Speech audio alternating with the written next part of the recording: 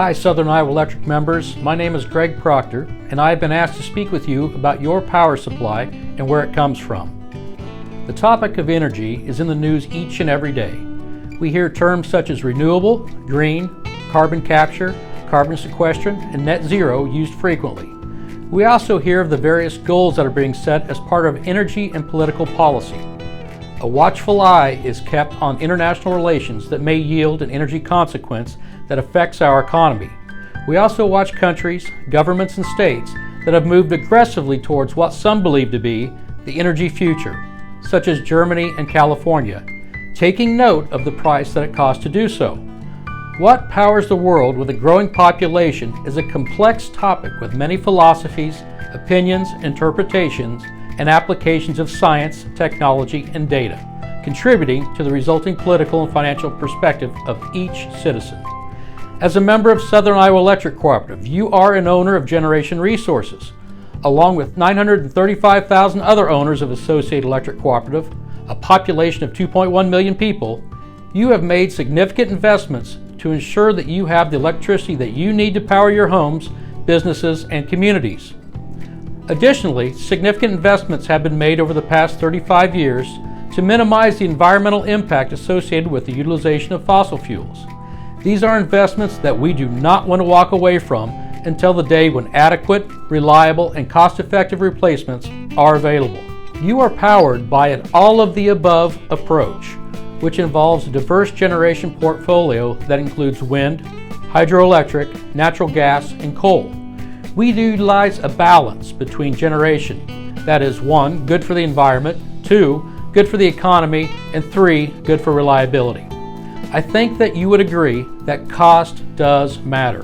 By having generation options, Associated can respond to market pressures to provide the most cost-effective energy at any given time. What is of equal importance to the cost of energy is reliability.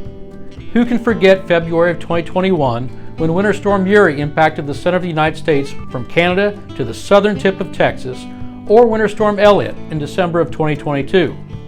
Too heavy of reliance on any one source of generation proved detrimental to many utilities and caused lengthy outages and rolling blackouts, but not those of us served by Associated.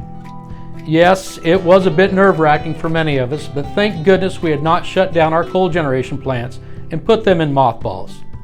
They are the generation assets that answered the call when natural gas was at an egregious price, if even available, and our 1,240 megawatts of wind generation was only able to produce less than 10% of its capacity.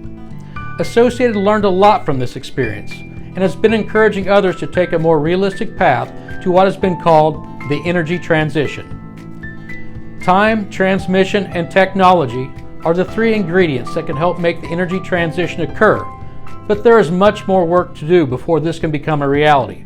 Why? For several reasons. Energy from wind turbines and solar arrays is intermittent, meaning it is not always available. Well, then you might say, we'll just store the energy in batteries.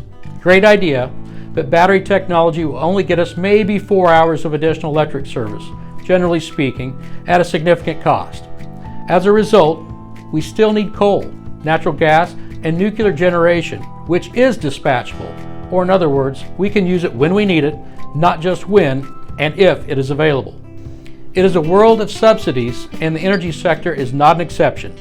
Over the past 15 years, we have seen a tremendous amount of tax dollars being allocated to the energy transition. Investment tax credits, production tax credits, and so on have been directed to wind and solar installations. The landscape of the Midwest now looks a little different as a result. But now we are seeing the next step in the energy transition. What is that, you might ask? The allocation of your tax dollars to build new electric infrastructure to carry the energy from wind farms and solar arrays.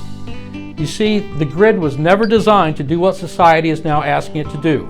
The balance of energy resources interconnected to the grid is quite delicate, complicated, and a challenge to coordinate. Further, the capacity of transmission lines has now become a barrier to further development of wind and solar projects, as Congress has now realized and has taken steps to redirect subsidies accordingly. So what is next for your power supply? Associated is currently in the process of building 2 simple cycle natural gas generating units that are quickly dispatchable in order to respond to the intermittent nature of wind and solar. This will be approximately an additional 900 megawatts of generation to meet your energy needs. They also have a 100 megawatt solar array on the horizon to continue expansion of our renewable generation portfolio. And of interest to some of you, Associated is involved in 2 different modular nuclear reactor studies that could possibly be a carbon-free, dispatchable, and economical option in the future. And who only knows what will come next? Fusion perhaps? Thank you for your time today and allowing me to discuss your power supply. It is truly an honor to serve both you and the community.